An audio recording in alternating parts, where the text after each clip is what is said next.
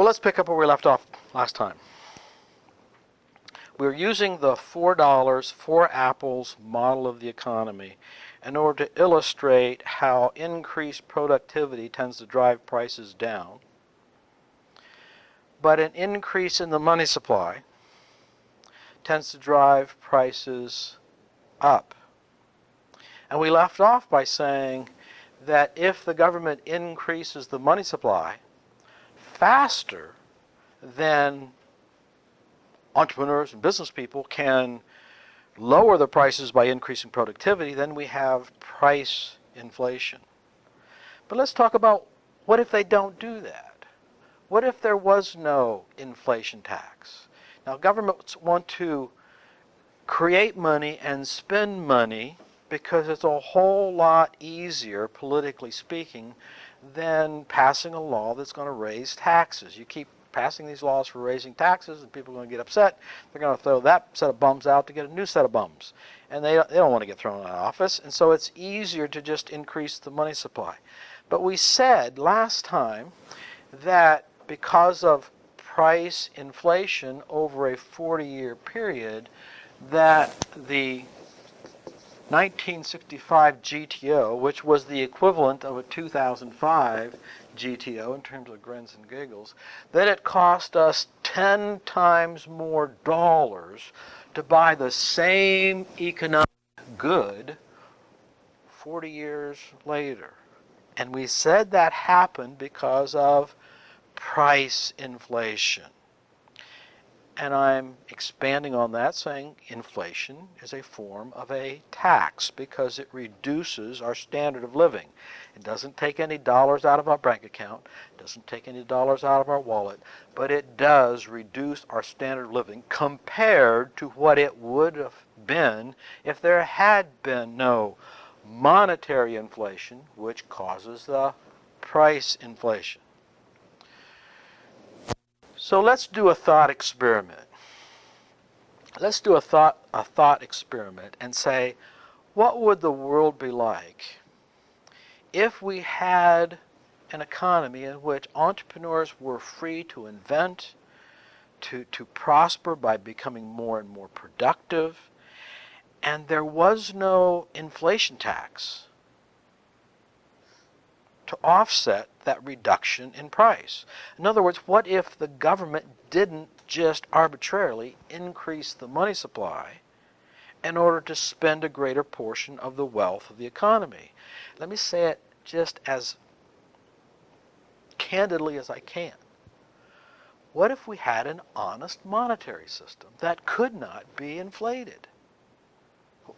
What if we had that the government couldn't just print money and spend it willy-nilly whenever they wanted to? And how they do that by borrowing from the Federal Reserve is another story, which we get to weeks later in the course. But for our purposes right now, they just print the money and spend it. What if they couldn't do that? What if for whatever reason we had an honest monetary system that couldn't be done?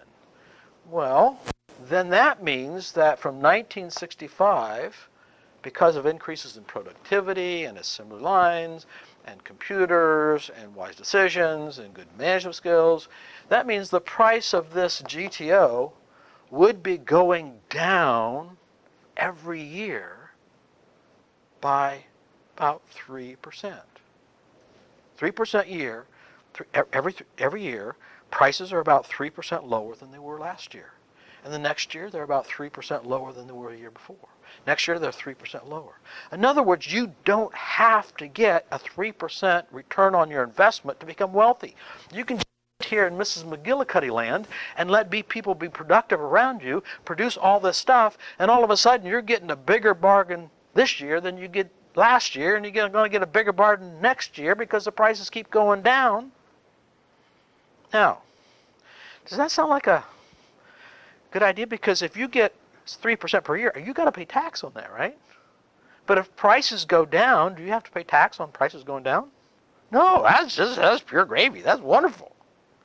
Wouldn't it be a wonderful world that every year all you have to do is save your money You don't have to invest it. You don't have to put it out at risk. You just save your money, allow people to be productive, and if you've got the self-discipline to just save your money for 1 year, you can buy 3% more computer, or 3% more gas, or 3% more vacation, or 3% more repairs to the house next year than you could this year, simply by postponing the purchase. So let's play this out.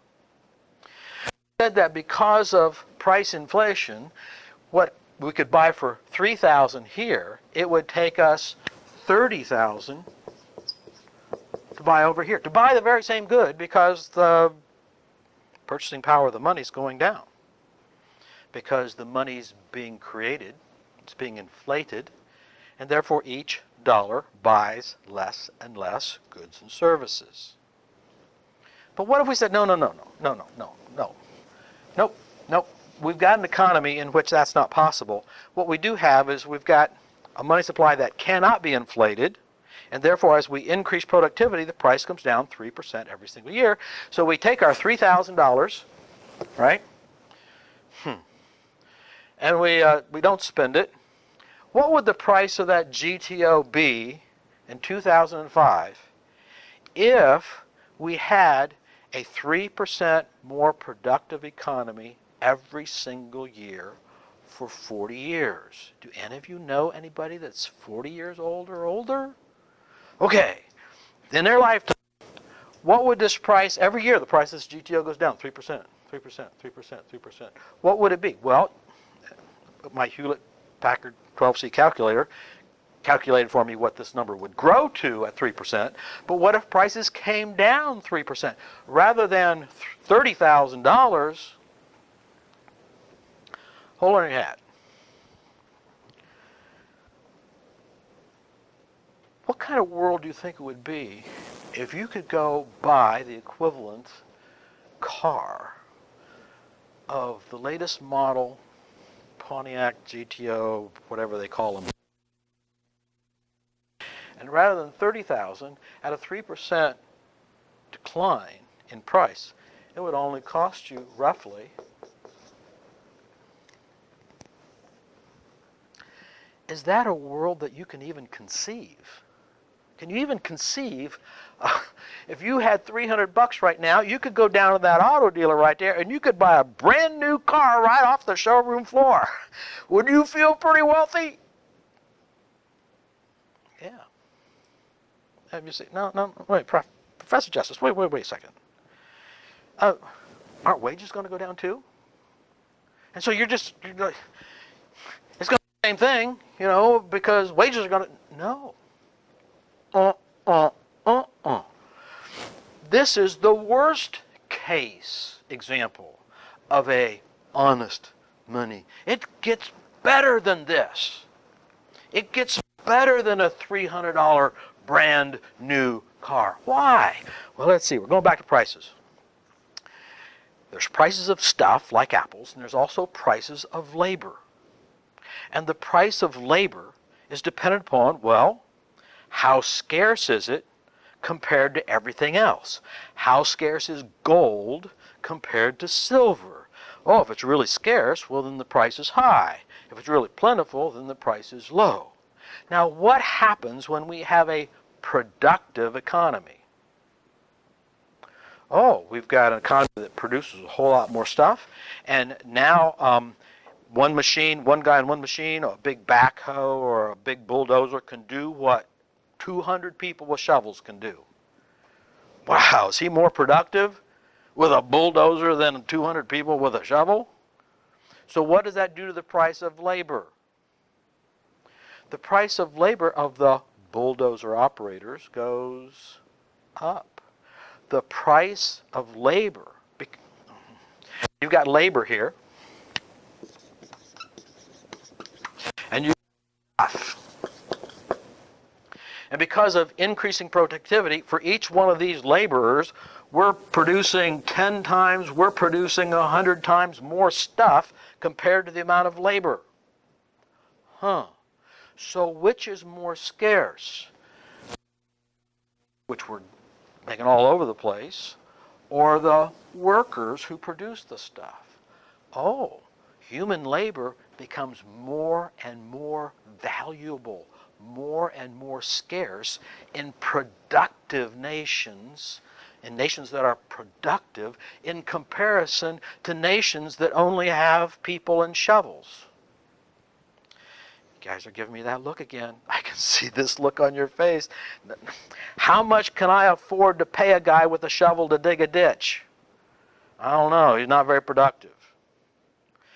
How much can I afford a guy that can dig from there clear over to there by lunchtime and he's done? Oh, I can afford to pay him a whole lot more because he's hooked to a piece of capital that makes him much more productive.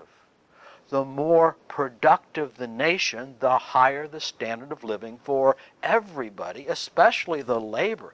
Now, not only did prices come down for our GTO, but our labor stayed the same or increased. We're actually making more per year. At the same time, all the stuff we want to buy is going down in price.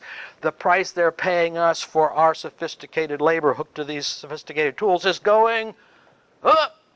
Now, can you possibly imagine a world like that? No, you can't. Well, you know what? Neither can anybody else. And that's one reason we don't have it. We can't even imagine it. We can't even believe that such a thing would even exist. Well, if it was that easy, well, all the politicians would have an easy task of it, except for the fact that they're addicted to inflation money, monetary, just like it's easy. It's easy. You just run the printing press and you got all the money that you need and then some.